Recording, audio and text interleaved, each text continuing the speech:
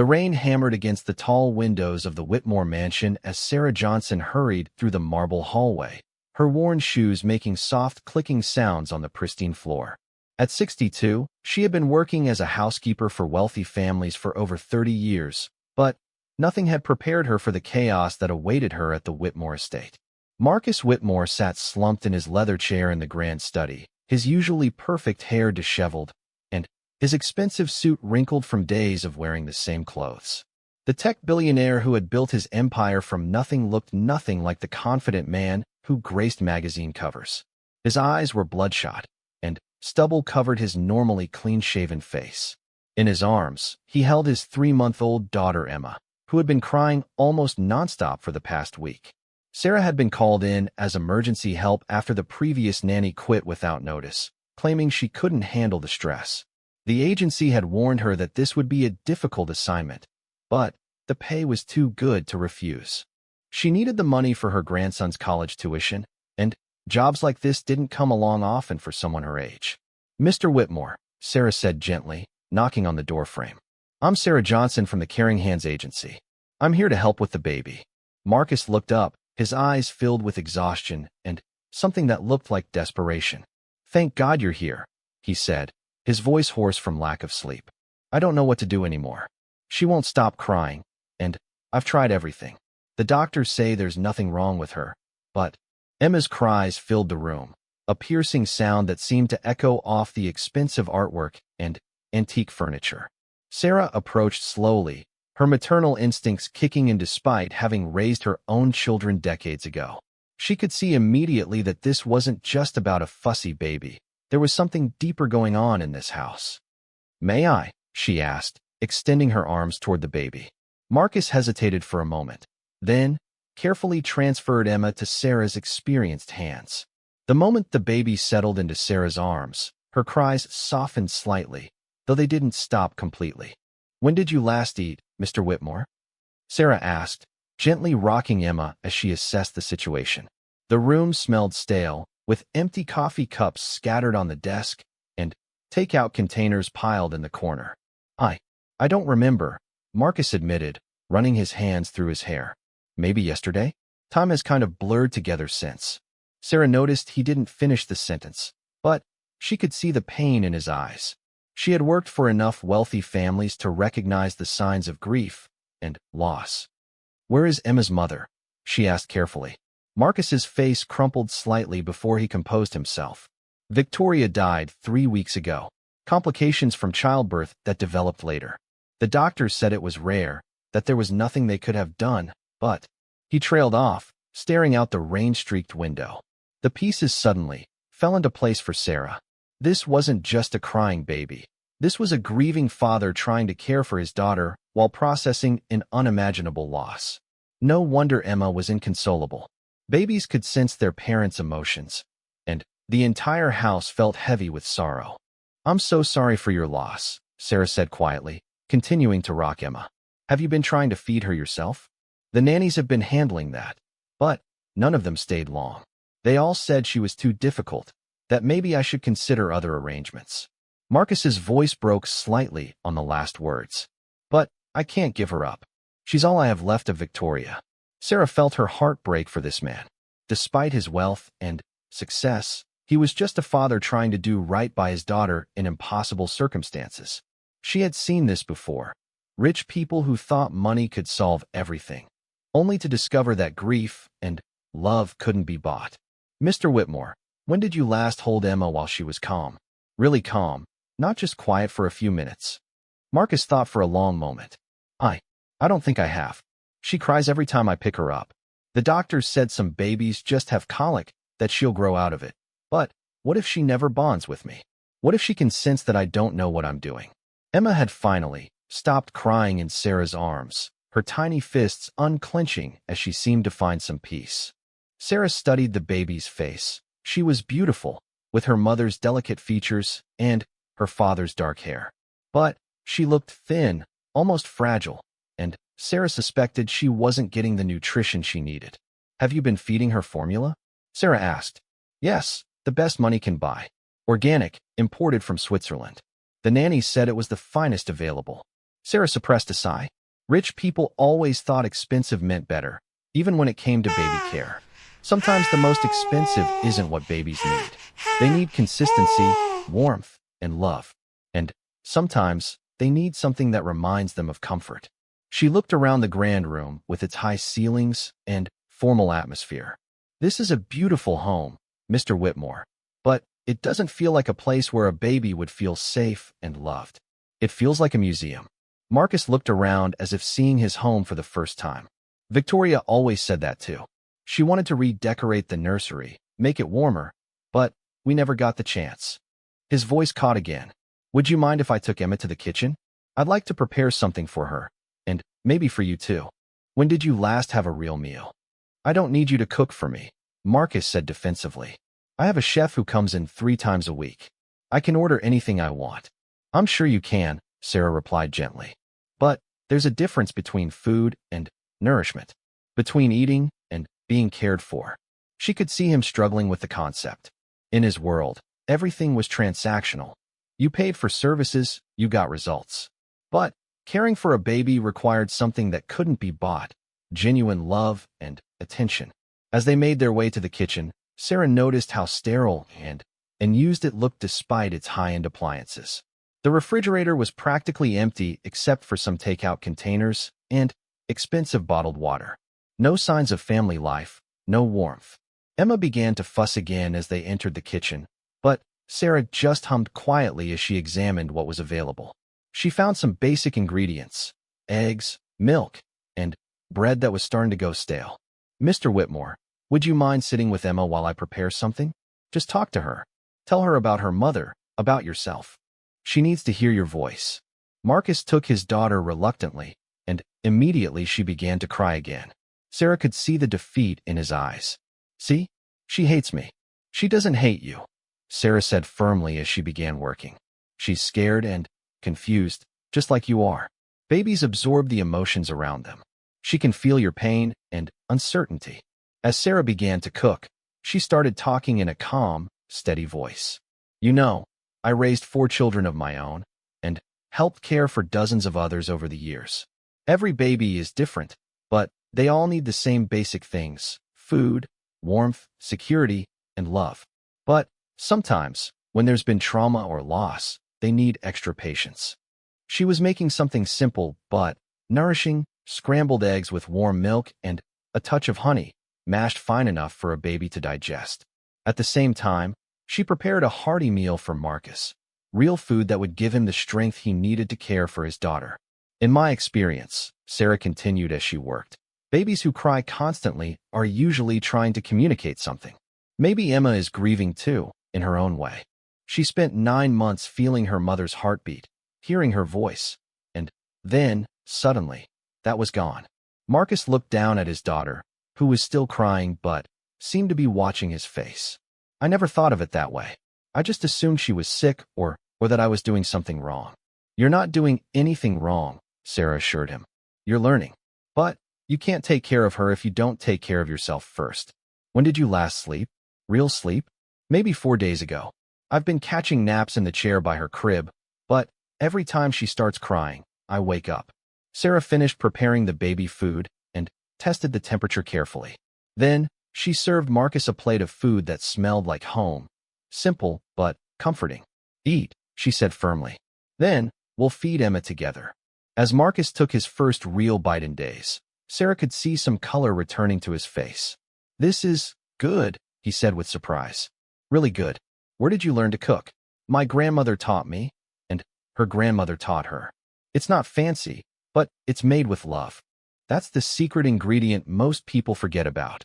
Emma's crying had subsided to whimpers as she watched the interaction between Sarah and her father. Sarah noticed the baby's eyes following the spoon as she prepared her special formula. Now, Sarah said, let's try feeding Emma.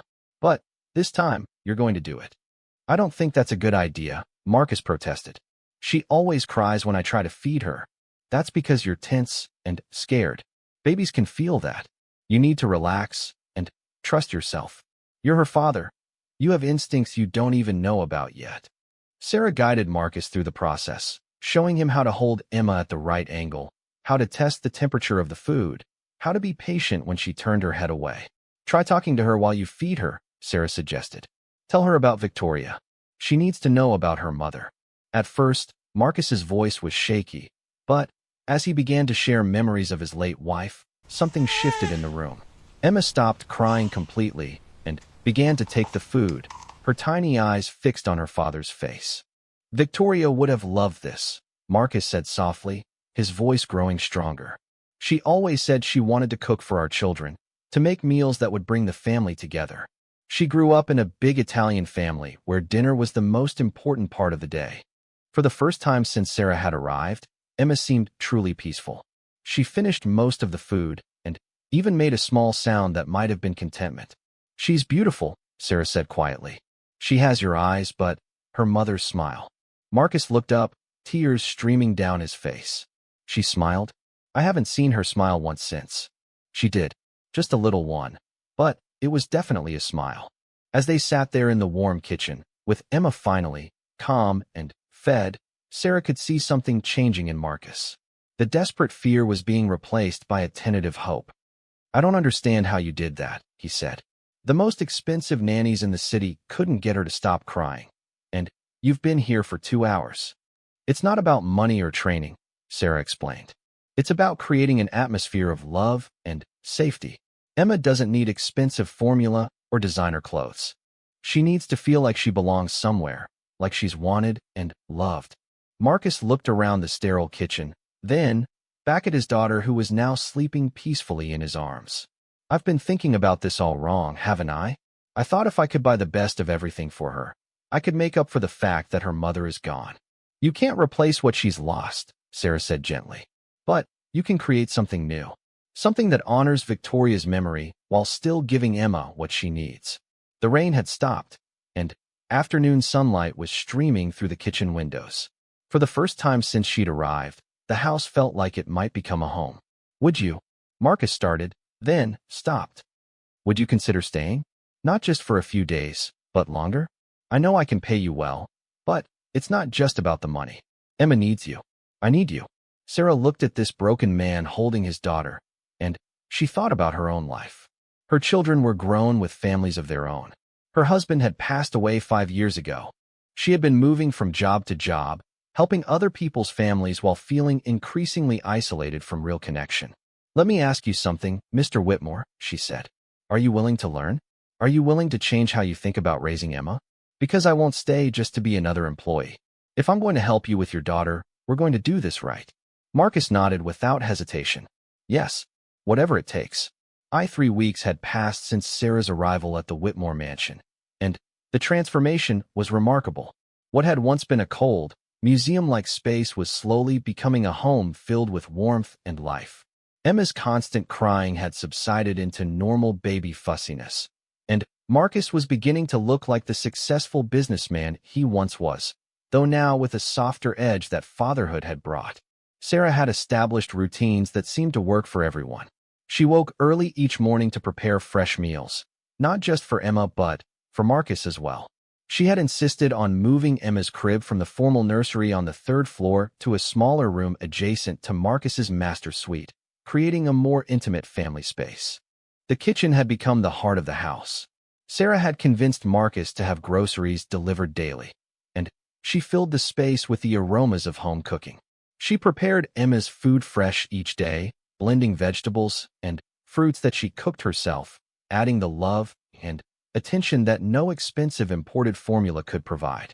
Marcus had surprised Sarah by how quickly he adapted to her methods. He was an intelligent man, and once he understood that caring for Emma wasn't about buying the best products but about creating emotional connections, he threw himself into learning with the same intensity he had once applied to building his business empire. Good morning, little princess, Marcus said softly as he entered the kitchen carrying Emma, who was babbling happily in his arms. This had become their morning ritual. Marcus would bring Emma down for breakfast while Sarah prepared their meals. Someone's in a good mood today, Sarah observed, smiling at the sight of father and daughter. Emma was wearing a simple yellow onesie instead of the designer outfits that had filled her wardrobe when Sarah first arrived. The change had been Sarah's suggestion. Babies needed comfort, not fashion statements. She slept for 6 straight hours last night, Marcus said proudly.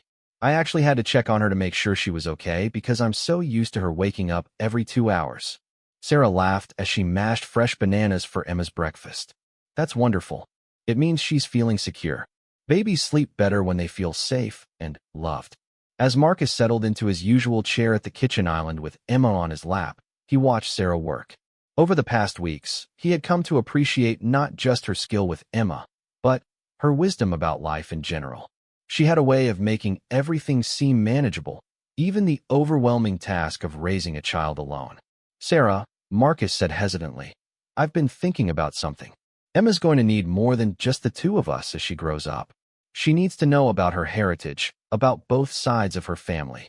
Sarah looked up from her work, interested in where this conversation was heading. What do you mean? Victoria's parents died when she was young, and she was an only child. But my family. Marcus paused, his expression growing complicated. I haven't spoken to my family in almost 10 years. This was news to Sarah. In all the time she had been working for Marcus, he had never mentioned family members, and no one had called or visited. She had assumed, like many wealthy people she had worked for, that his family lived far away or that he simply kept his personal and family lives separate. What happened? Sarah asked gently, continuing to prepare breakfast. Marcus bounced Emma gently on his knee as he considered how to explain. My family isn't wealthy. I grew up in a small town in Ohio.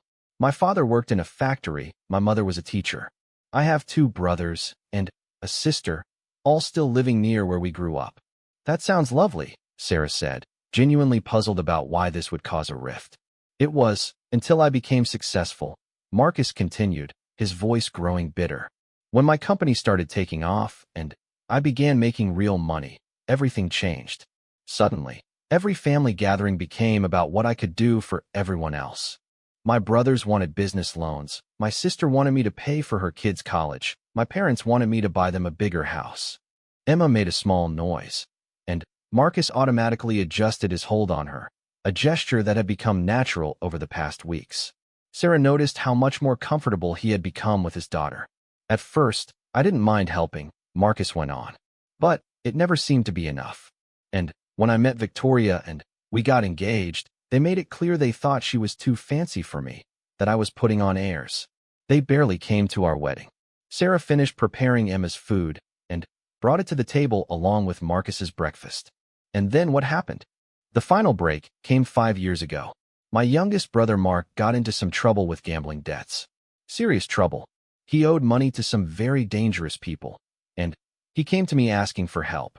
Marcus paused to feed Emma a spoonful of banana, smiling when she grabbed for the spoon with her tiny hands. The simple act of feeding his daughter had become one of his favorite parts of the day. I paid off his debts, Marcus continued. All of them. But I also insisted that he get professional help for his gambling addiction and that the family stop treating me like a personal ATM. I wanted to have a relationship with them that wasn't based on money. That sounds reasonable, Sarah said. They didn't see it that way. My mother called me selfish and said I had forgotten where I came from. My father said I thought I was too good for my own family. Mark never got help for his gambling, and within 6 months he was in debt again, expecting me to bail him out. Emma had finished eating and was now playing with her fingers, content to sit in her father's lap. Sarah could see the pain in Marcus's eyes as he remembered the family conflicts. When I refused to pay his debts the second time, they all turned against me, said I was cold and heartless, that money had changed me. We had a huge fight, and I told them I didn't want to see them again until they could treat me like a brother and son instead of a bank account. Sarah nodded thoughtfully. She had seen this dynamic before in wealthy families she had worked for. Money had a way of complicating relationships, bringing out both the best and worst in people. And now you're thinking about Emma, Sarah said. Exactly. She's never going to know her mother's family, but she could know mine. Despite everything that happened between us, there's still her grandparents, her aunts, and uncles. But I don't know how to bridge that gap, especially after all this time. Sarah wiped down the counter as she thought about the situation. Have you had any contact with them since Victoria died? Marcus shook his head. None. They don't even know Emma exists. I thought about calling when she was born, but then Victoria died, and everything fell apart. I couldn't handle dealing with them on top of everything else. Emma started to fuss, and Marcus stood to walk around the kitchen with her, another skill he had developed under Sarah's guidance. The movement usually calmed the baby, and today was no exception. What are you afraid will happen if you contact them? Sarah asked. I'm afraid they'll see Emma as another opportunity to get money from me. Or worse, I'm afraid they'll reject her because she's a reminder that I chose my life over staying connected to them. Sarah could understand his concerns, but she also saw the bigger picture. Mr. Whitmore, can I tell you something about family? He nodded, settling back into his chair with Emma, who was now calm again. I come from a big family too, Sarah began. 7 kids, and we didn't have much money growing up. We had our share of problems, jealousy, competition, hurt feelings. But you know what I learned over the years? What? Family isn't perfect, but it's irreplaceable.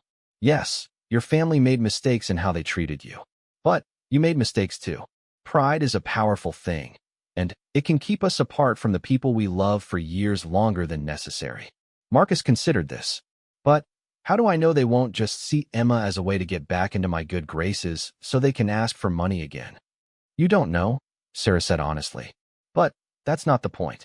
The point is that Emma deserves to know her family, and they deserve to know her. Whatever problems exist between you and them, she's innocent in all of it. Emma had fallen asleep in her father's arms, her tiny fist wrapped around his finger. Looking down at her peaceful face, Marcus felt his heart swell with love and protectiveness. Besides, Sarah continued, you're not the same person you were 10 years ago. You're a father now. That changes everything. And they might not be the same people either. Time and experience have a way of teaching us what really matters. What would you suggest I do? Marcus asked. Sarah smiled. Start small. Maybe just a phone call to one of them. Your mother, perhaps. Tell her about Emma. Send a picture. See how she responds. What if they hang up on me? Then you'll know where you stand. And you can move on knowing you tried. But what if they don't? What if they're just as eager to reconnect as you are? Marcus looked around the kitchen that had become so much more than just a place to prepare food. It was where he and Emma started each day, where he had learned to be a father, where Sarah had taught him that love was more important than money. Emma should know about her grandmother's cooking, Marcus said suddenly. My mother made the best apple pie in 3 counties. She entered it in the county fair every year and won first place, so often they finally retired her from competition. Sarah laughed. Now that's the kind of family tradition Emma should know about. And my father taught me how to throw a baseball when I was 5 years old. He worked double shifts at the factory, but he never missed one of my little league games. Those are the stories Emma needs to hear, Sarah encouraged. Marcus was quiet for a long moment, then looked up at Sarah with determination in his eyes. Will you help me? Help you with what? With the phone call. With figuring out what to say? I don't want to mess this up. Sarah felt honored that he trusted her enough to ask for her help with something so personal. Of course I will. But remember, this isn't about saying the perfect thing. It's about opening your heart and being honest about what you want. They spent the next hour talking about Marcus's family, with him sharing memories he hadn't thought about in years. Sarah listened carefully, asking questions and helping him remember not just the conflicts that had driven them apart, but the love that had once bound them together. You know what I think? Sarah said as they finished cleaning up from breakfast. I think your family is going to be overjoyed to hear from you. And when they meet Emma, she's going to steal their hearts just like she's stolen mine. Marcus smiled, looking down at his sleeping daughter.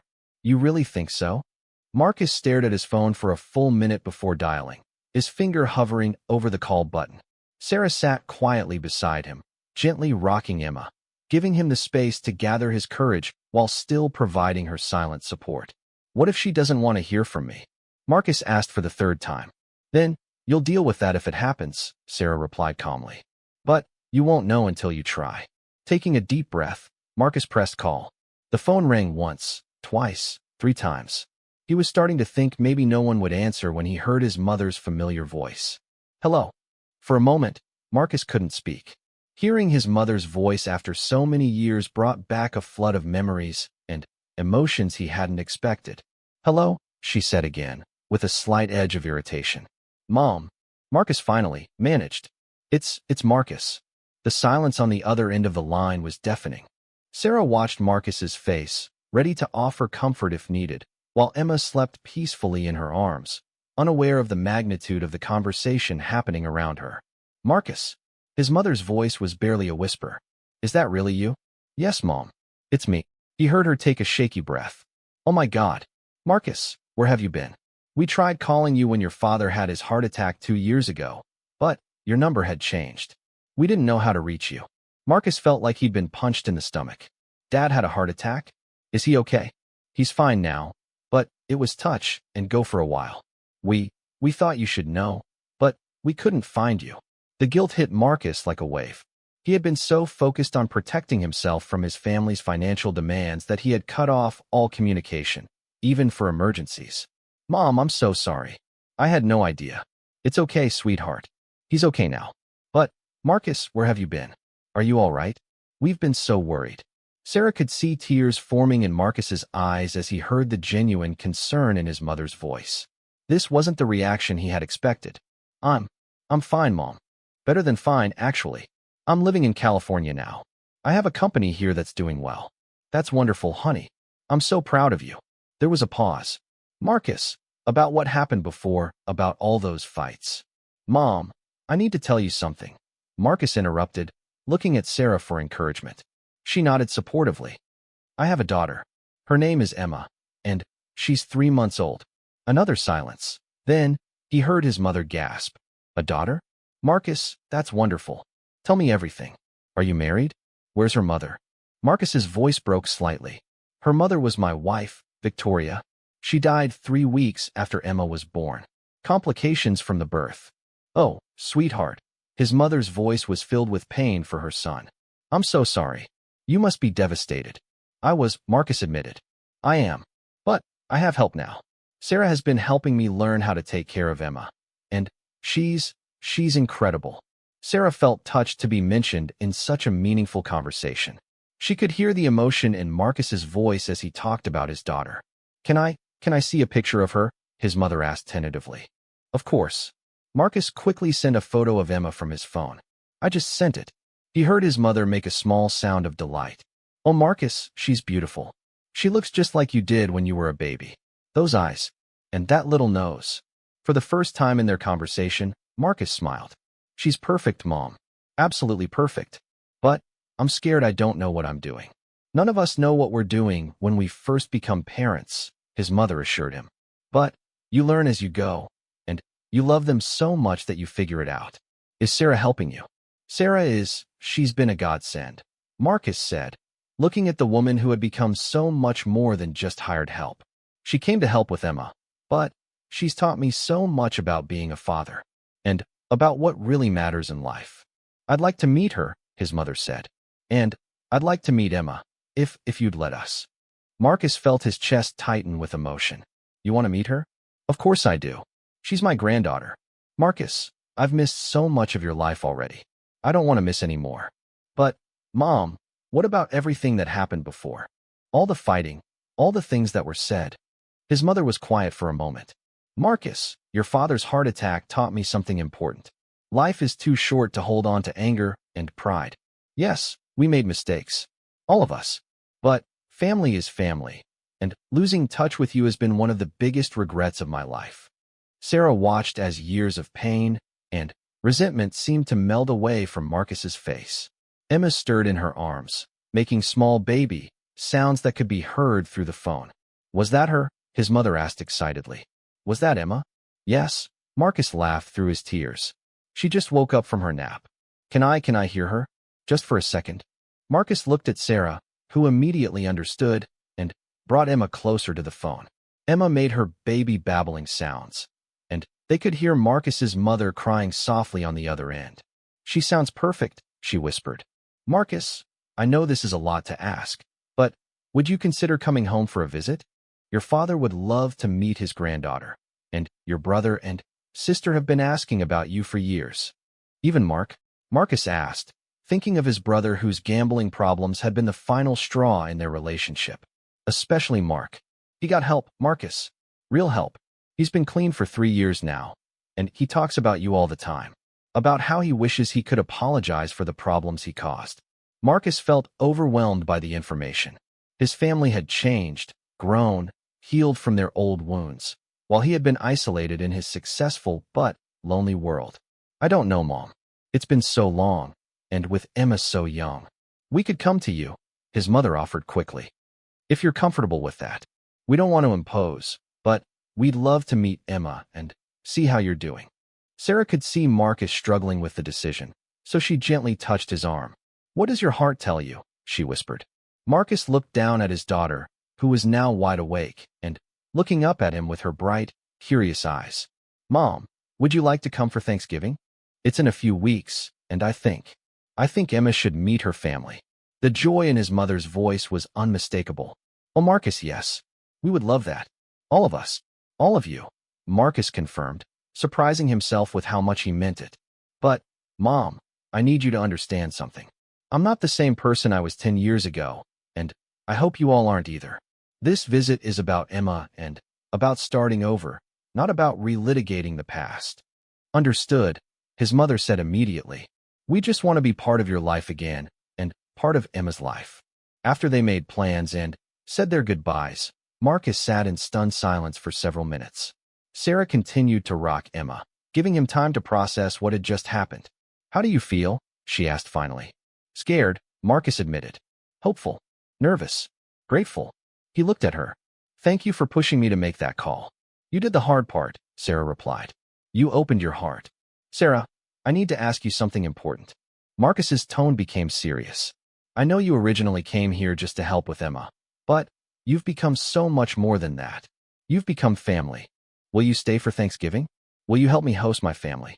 Sarah felt touched, but also concerned. Mr. Whitmore, are you sure you want me there? This is a family reunion. You might want privacy. You are family, Marcus said firmly. Emma loves you. We both need you. And, honestly, I can't imagine hosting Thanksgiving dinner without your cooking and your wisdom. Sarah smiled, feeling a warmth in her heart she hadn't experienced since her own husband died. In that case, I'd be honored to stay. Over the next few weeks, the house underwent another transformation as they prepared for the family visit. Sarah helped Marcus shop for a dining room table that was more suitable for family gatherings than the formal one he had. They converted one of the guest rooms into a proper nursery where Emma's grandparents could spend time with her comfortably. Marcus found himself sharing more memories of his childhood with Sarah and Emma, preparing for his family's arrival by reconnecting with the parts of his past that had been good. He talked about family traditions, favorite foods, and stories he wanted to share with his daughter when she was older.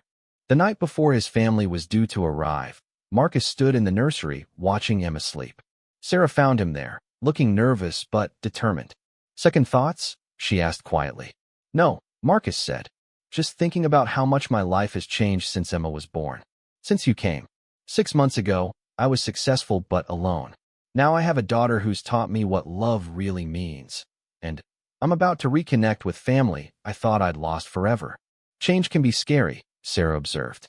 Thanksgiving morning dawned crisp and clear, with golden sunlight streaming through the windows of the Whitmore mansion. Sarah had been up since 5 in the morning, preparing what she hoped would be a meal that bridged the gap between Marcus's current life and his family's expectations. The kitchen was filled with the comforting aromas of turkey, stuffing, and all the traditional dishes that made Thanksgiving feel like home. Marcus paced nervously around the kitchen with Emma in his arms, checking the clock every few minutes. His family's flight was scheduled to land at noon, and they would arrive at the house around 2 o'clock. What if this was a mistake? Marcus asked for the 5th time that morning. What if we've all changed too much? What if they think I'm showing off with this house? Sarah paused in her preparation of sweet potato casserole to give him a reassuring look. Mr. Whitmore, you're going to drive yourself crazy with all these what-ifs. Your mother sounded genuinely excited to see you and meet Emma. Focus on that. Emma began to fuss, sensing her father's nervous energy. Sarah immediately moved to take her, settling the baby against her shoulder with practiced ease. And you, little one, are going to charm the socks off your grandparents. The doorbell rang at exactly 2:15, and Marcus felt his heart leap into his throat. He had changed clothes 3 times that morning, settling on casual slacks A sweater, nice enough to show respect, but not so formal as to seem like he was putting on airs. I'll get it, Sarah said, still holding Emma. You take a deep breath and remember that these people love you. Marcus followed Sarah to the front door, his hands slightly shaking as she opened it to reveal his family standing on the doorstep. His mother, Joan, looked older than he remembered, but her eyes were bright with excitement and unshed tears.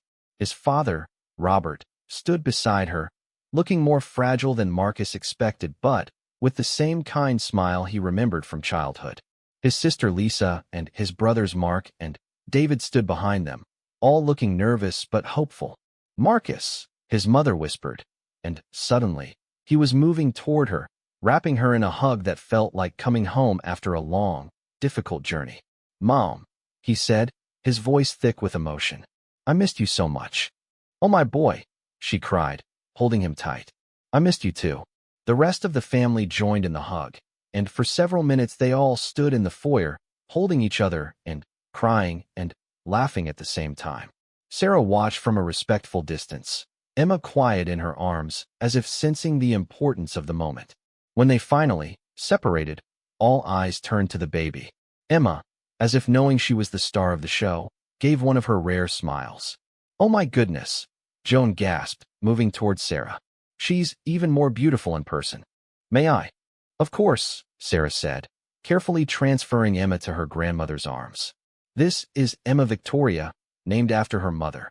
Joan held Emma with the practiced ease of someone who had raised 4 children, and the baby seemed immediately comfortable with her grandmother. Hello, beautiful girl, Joan cooed. I'm your grandma, Joan. I've been waiting so long to meet you. Robert moved closer, reaching out to gently touch Emma's tiny hand.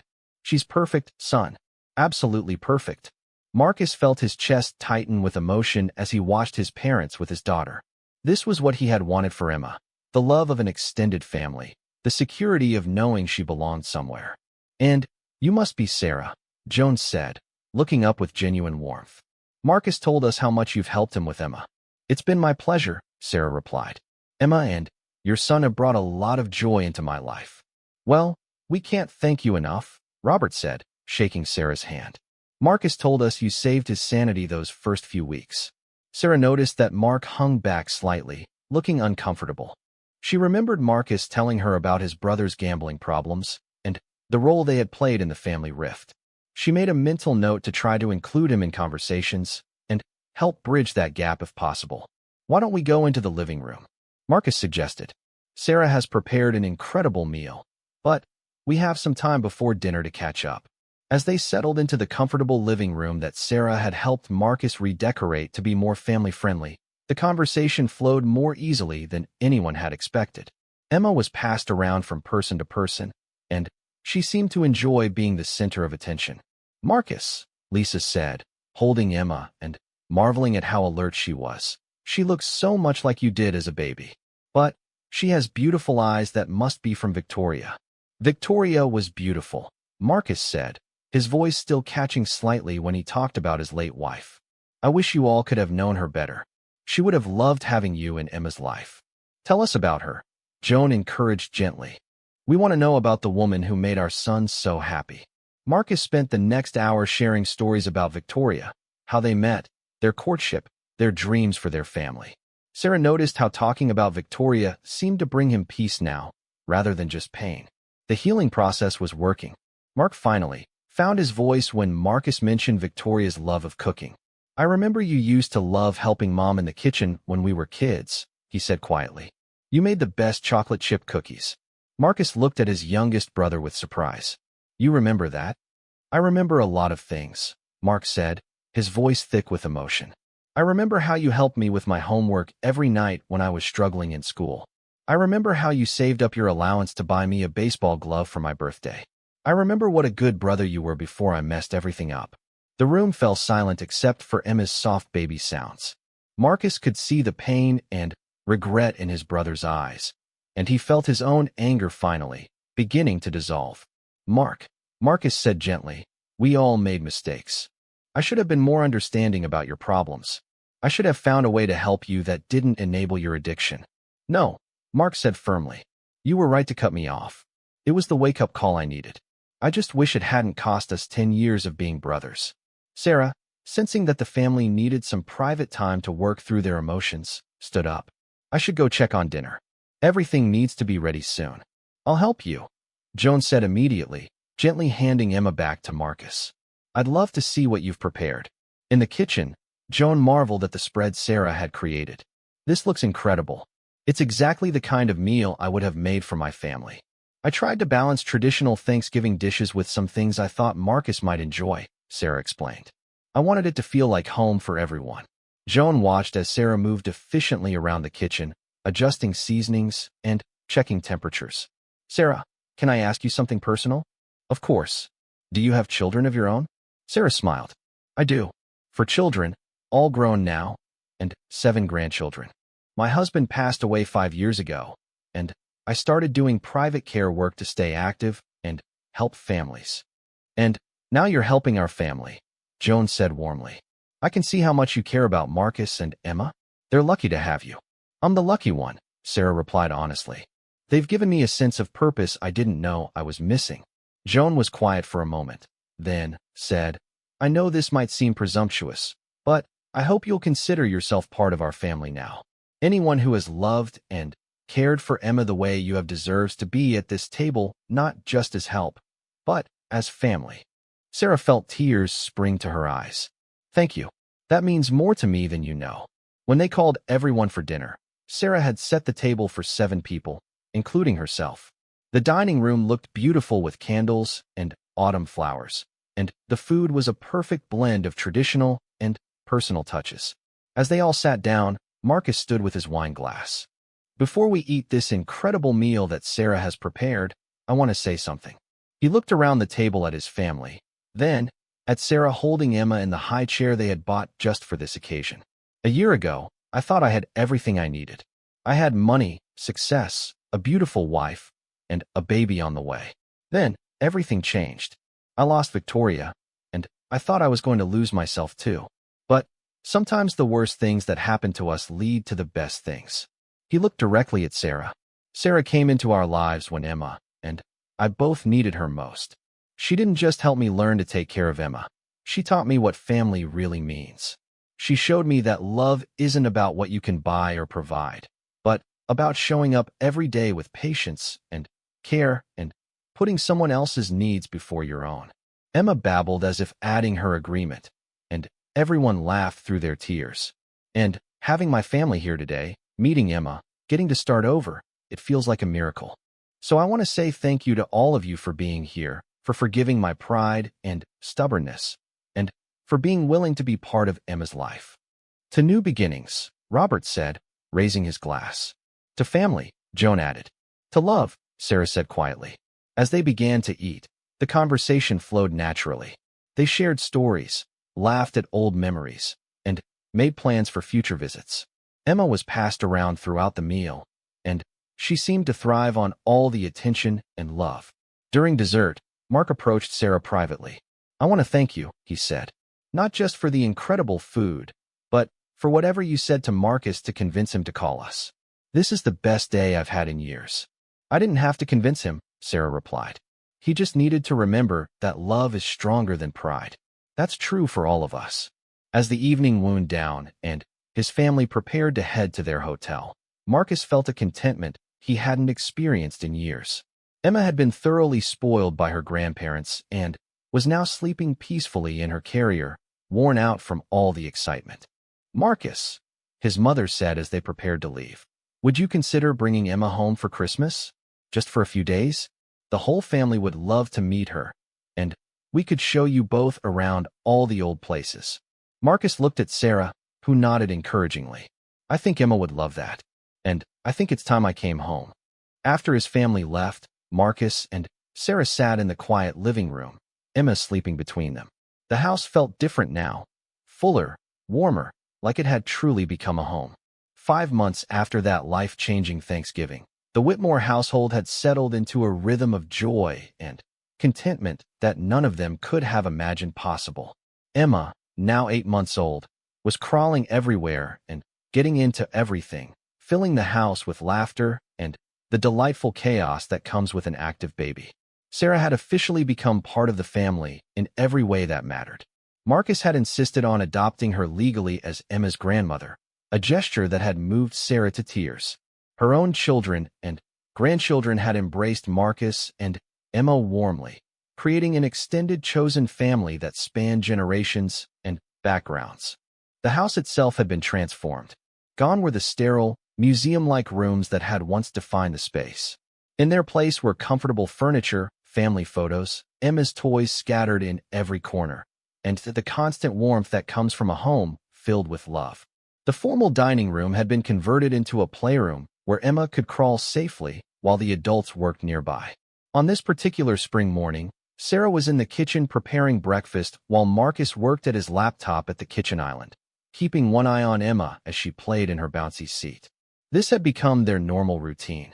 Marcus had restructured his work to allow him to be home more, and Sarah had expanded her role from caregiver to family manager and Marcus's trusted advisor on everything from business decisions to parenting choices. "Sarah," Marcus said, looking up from his computer, "I got an interesting call yesterday that I want to talk to you about."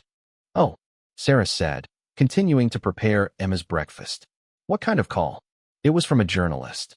"She's writing a story about successful single fathers and how they manage work-life balance. Someone recommended me, and she wants to do an interview." Sarah paused in her work. "How do you feel about that?" "Honestly, terrified," Marcus admitted. "I don't want people to think I'm exploiting Emma's story or Victoria's death for publicity. But I also think there might be some value in sharing what we've learned." Emma babbled from her bouncy seat, reaching for the colorful toys hanging in front of her. She had grown into a happy, healthy baby who rarely cried anymore unless she was hungry or tired.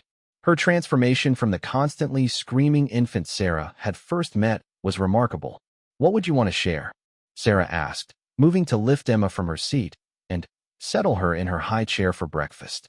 "I think I'd want to talk about how I almost got everything wrong at first," Marcus said thoughtfully. "How I thought money could solve everything. How I tried to handle grief and new parenthood alone. How close I came to failing Emma completely. And how would you want to talk about our arrangement?" Sarah asked carefully. She was always conscious of not wanting to overstep or make assumptions about her role in their story. Marcus looked at her with complete sincerity. "I'd want to talk about how you saved us. How you taught me that love is more important than money, that family isn't just about blood relations, and that sometimes the people who matter most come into our lives when we need them most." Sarah felt touched, but also concerned. "Marcus, you know I don't need any public recognition. I'm happy just being part of Emma's life." "I know that," Marcus replied. "But, Sarah, what we have here, what we've built together, it's special. Other families going through similar struggles could benefit from hearing about it. And I think there's value in people seeing that families come in all different forms." Emma made happy gurgling sounds as Sarah fed her, clearly content and secure in her world. Watching her, Sarah thought about how far they had all come. "There's something else," Marcus continued. "The journalist mentioned that she's particularly interested in stories about cross-racial relationships in domestic settings, and how families navigate those dynamics." This gave Sarah pause. While she and Marcus had developed a deep friendship and mutual respect, they had rarely discussed race directly. She was aware that some people might have opinions about a black woman in her position, and she wondered if Marcus was truly prepared for that scrutiny. "Marcus," Sarah said carefully, "are you sure you want to open our lives up to that kind of examination? People might not understand what we have here. They might make assumptions or judgments." "Let them," Marcus said firmly. "Sarah, what we have is a family based on love and respect and mutual support. If people want to make that about race, that says more about them than it does about us." Emma finished eating and reached her arms toward Marcus, clearly wanting her father. He immediately scooped her up, and she settled contentedly against his chest. The ease between father and daughter was beautiful to see. "Besides," Marcus added, "I think there's something powerful about showing that families can be created in different ways. Emma will grow up seeing love and respect between people regardless of their background. That's valuable." Sarah considered this as she cleaned up from breakfast. "What would you need from me if you decide to do this interview?" "I need you to be part of it," Marcus said. Our story isn't just about me learning to be a father. It's about all three of us becoming a family. It wouldn't be complete without your perspective. Over the next week, they discussed the potential interview extensively. Sarah talked to her own children about it, wanting their input on whether sharing their story publicly was the right thing to do. Her daughter reminded her that their story could help other families going through similar situations, while her son worried about privacy and potential backlash. Marcus, meanwhile, consulted with his family back in Ohio. His mother was enthusiastic about the interview, saying she thought it would help people understand that love comes in many forms. His father was more cautious, worrying about Emma's privacy, but ultimately agreed that sharing their story might help other grieving parents. In the end, they decided to move forward with the interview, with some conditions. They would not allow photographs of Emma's face, and they would have approval over how Sarah's role was described. Most importantly, they would focus on the positive aspects of their story, the healing, the growth, the love, rather than dwelling on the initial tragedy. The journalist, Maria Santos, arrived on a sunny Tuesday morning. She was a woman in her 40s with a warm smile and an immediately trustworthy demeanor. Sarah appreciated that Maria took time to play with Emma and observe their family dynamics before asking any questions. "I have to say," Maria began once they were settled in the living room with coffee, "watching you three together, it's clear this is a family built on genuine love and respect. Can you tell me how this all began?" Marcus and Sarah took turns telling their story, from Sarah's arrival at the lowest point in Marcus's life through their current happiness. Sarah was struck by how Marcus described their relationship, not as employer and employee, but as partners in raising Emma and building a family. "Sarah," Maria said, "what made you decide to stay beyond your initial assignment?" "Emma needed stability and love," Sarah replied honestly. "And I could see that Marcus was a good man who was struggling with an impossible situation. Sometimes you meet people, and you just know you're meant to be in each other's lives." "Were there challenges in building this unconventional family structure?" Maria asked. "Of course," Marcus said. "I had to learn to trust someone else with the most precious thing in my life. And I had to examine my own assumptions about what family looks like." Sarah nodded. "And I had to learn to see myself as more than just hired help. Marcus insisted from the beginning that I was family, but it took me time to really believe that." Emma, who had been playing quietly on her blanket, crawled over to Sarah and pulled herself up using Sarah's legs. Without thinking, Sarah lifted her and settled her on her lap, where Emma immediately relaxed and put her thumb in her mouth. "It's clear Emma sees you both as her parents," Maria observed. "She's lucky to have two people who love her unconditionally," Marcus said, reaching over to stroke Emma's hair.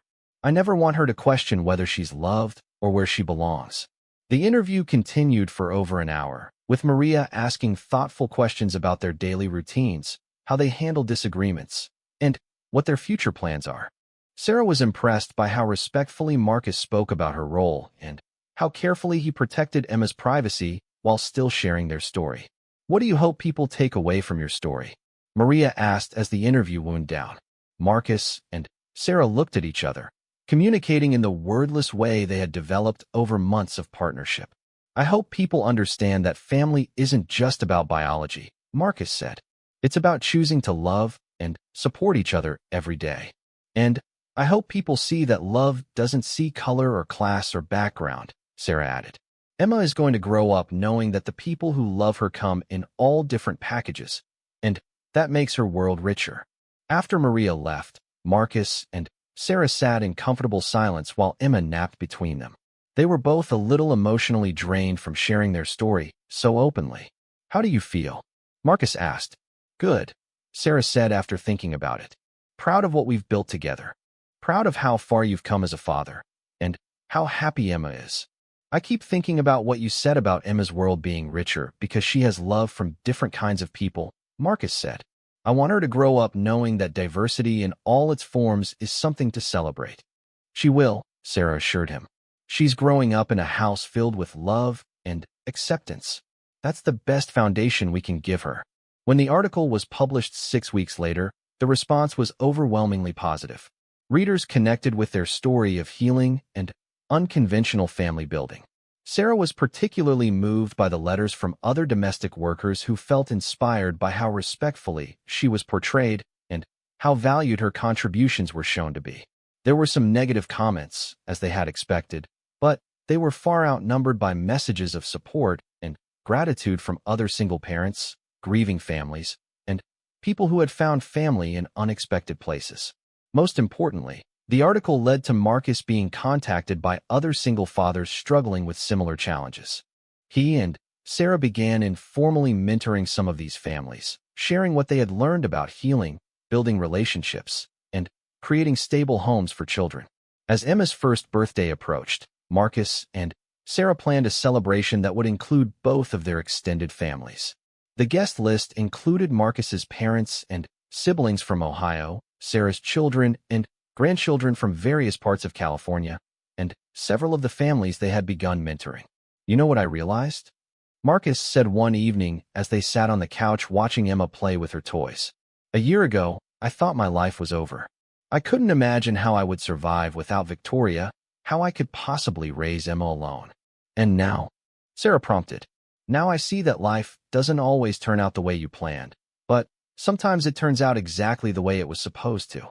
Emma has a father who adores her, a grandmother who would do anything for her, and an extended family that spans generations and backgrounds. She has love, stability, and security."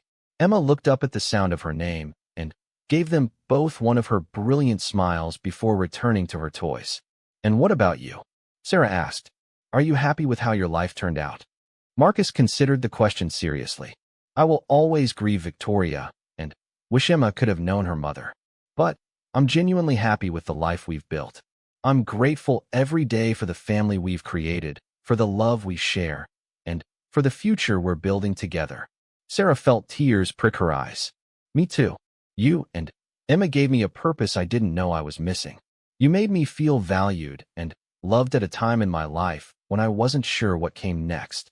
As if sensing the emotion in the room, Emma crawled over and pulled herself up between them, babbling happily as she looked back and forth between the two people who had become her whole world. "Happy almost birthday, sweet girl," Marcus said, lifting her into his arms.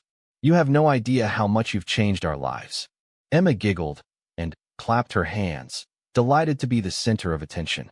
In that moment, all three of them felt the profound gratitude that comes from finding your people, from building something beautiful out of loss and pain, and from choosing to love beyond the boundaries that society sometimes tries to impose.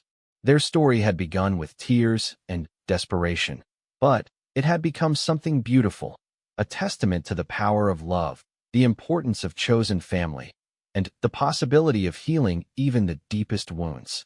Emma would grow up knowing she was wanted, loved, and valued by people who had chosen each other and chosen her, and that knowledge would shape her into someone who understood that family comes in many forms, all of them valid, all of them precious. As they settled in for the evening, Marcus and Sarah both felt the deep satisfaction that comes from knowing you're exactly where you're supposed to be, with exactly the people you're meant to love. It was a feeling worth more than any amount of money, more valuable than any success, more precious than anything that could be bought or sold. It was the feeling of coming home. "Thank you," Marcus said simply, "for everything. For saving Emma and me, for pushing me to call my family, for making today perfect." "You don't need to thank me," Sarah replied. "Watching your family come together, seeing Emma surrounded by so much love, this is what I've always hoped for when I work with families." Marcus was quiet for a moment, then said, "Sarah, I know this started as a job, but somewhere along the way, you became family. Real family. I hope you know that." Sarah felt her heart swell with happiness. "I do know that. And you should know that you and Emma have given me something I didn't know I was missing too. A sense of belonging again." As they sat there in comfortable silence, Emma sleeping peacefully between them, both Sarah and Marcus felt grateful for the unexpected journey that had brought them all together. What had started as a crisis had become a blessing, and what had begun as a professional arrangement had become something much deeper. A chosen family bound together by love, resilience, and the precious little girl who had changed all their lives. "But necessary," Marcus added. Emma deserves to grow up surrounded by people who love her. And maybe I deserve that too. Sarah smiled and placed a gentle hand on his shoulder. You both deserve all the love in the world. As they stood there watching Emma sleep, both of them felt the anticipation of what tomorrow would bring. It was more than just a family visit. It was a chance for healing, for new beginnings, and for Emma to be welcomed into the extended family she had never known she had. The house felt different now, filled with potential and hope. Tomorrow, it would be filled with voices and laughter and the kind of chaos that only comes with family gatherings. Sarah had seen many families come together over the years, but this reunion felt special. It felt like the beginning of something beautiful. I know so. Babies have a way of healing old wounds. They represent hope and new beginnings. Emma could be exactly what your family needs to come back together. As if sensing the importance of the conversation happening around her, Emma opened her eyes and looked directly at her father, giving him one of her rare but precious smiles. In that moment, Marcus knew Sarah was right. Emma deserved to know her family, and his family deserved to know her. Okay, he said, his voice filled with nervous determination. Let's make that phone call. Sarah squeezed his shoulder supportively. I'll be right here with you. And remember, whatever happens, you're doing this for Emma. That makes you incredibly brave. As Marcus reached for his phone, Sarah sent up a silent prayer that this family would find their way back to each other. She had seen the power of love and forgiveness work miracles before, and she believed it could work again. Emma deserved to grow up surrounded by family who loved her, and Marcus deserved to have the support of his family as he navigated single fatherhood. The afternoon sun streamed through the kitchen windows as Marcus dialed his mother's number, his hands shaking slightly. Sarah sat beside him, holding Emma, ready to offer support whatever happened next. This was more than just a phone call. It was the first step toward building the family that Emma needed and deserved. Then, we have a lot of work to do, Sarah said with a small smile, starting with making this house feel like a home. As Emma slept peacefully in her father's arms, Sarah began to see the possibilities. This wasn't just about caring for a baby. This was about healing a family that had been broken before it even had a chance to begin. It would take time, patience, and a lot of love, but Sarah believed it could be done. She looked at Marcus, who was gazing down at his daughter with a mixture of love and determination she hadn't seen before. Maybe, just maybe, they could all find what they needed in each other.